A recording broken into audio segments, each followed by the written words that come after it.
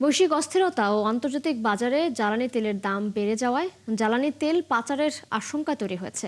এই পরিস্থিতিতে জ্বালানি তেল পাচার রোধে দেশের সব সীমান্তে জনবল বৃদ্ধি, টহল ও তল্লাশি জোরদার করেছে বিজিবি।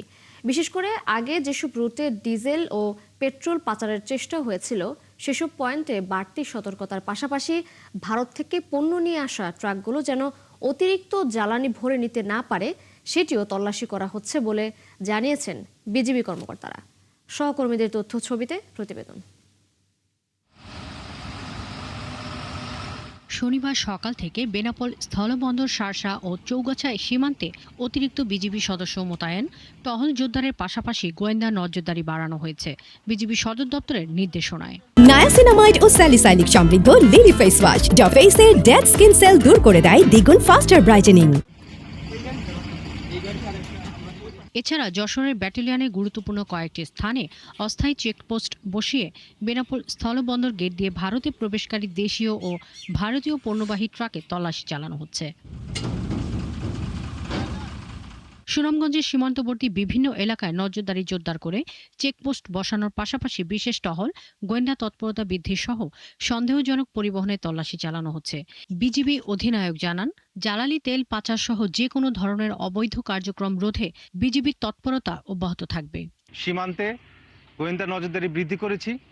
এরই সারির সাথে সাথে আমরা যে সকল স্থান দিয়ে এই জ্বালানি তেল পাচার হতে পারে সে সকল স্থানে আমরা কিন্তু চেকপয়েন্ট স্থাপন করেছি।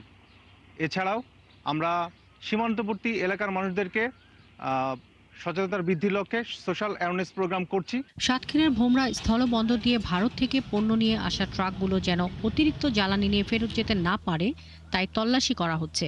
এছাড়া ব্যাটালিয়নের 54 কিলোমিটার সীমান্তের গুরুত্বপূর্ণ এলাকার ফিলিং স্টেশনগুলোর সরকারি নির্দেশনা মেনে জ্বালানি বিক্রি করছে কিনা সেটিও তদারকি করা হচ্ছে। আমাদের সাতক্ষীরা ব্যাটালিয়নে 54 কিলোমিটার সীমান্ত রয়েছে, সেই জায়গা দিয়ে কোনোভাবেই যেন কোনো জ্বালানি তেল পাচার না হতে পারে সেই ব্যাপারে আমরা সতর্ক রয়েছি এবং আমাদের যে নিয়মিত মনিটরিং সেটা আমরা আরো বেশি জোরদার করেছি। চাঁপাইনবাবগঞ্জের সোনা মসজিদ স্থলবন্দরেও ভারতীয় ট্রাক তল্লাশির পাশাপাশি 0 পয়েন্টে বিজিবি তৎপরতা শুরু হয়েছে।